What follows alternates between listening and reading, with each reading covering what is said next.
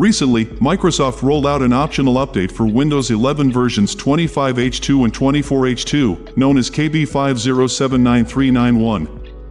However, many users started facing installation problems. The most common error message was, "Some update files are missing or have problems. We'll try to download the update again later." This was often shown with an error code. Because of these issues, Microsoft paused the rollout of the update to prevent more users from being affected.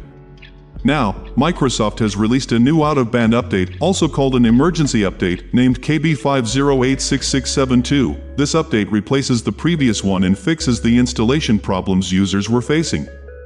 The good news is that this new update includes everything from the original update, such as new features, bug fixes, performance improvements. In addition, it specifically resolves the installation error that caused the earlier update to fail. After installing this update, Windows 11 version 25H2 users will see their OS build updated. Windows 11 version 24H2 users will also get a new updated build. Another important point: this update is available through Windows Update, but only for devices that already have the March 2026 Patch Tuesday update installed, if you prefer.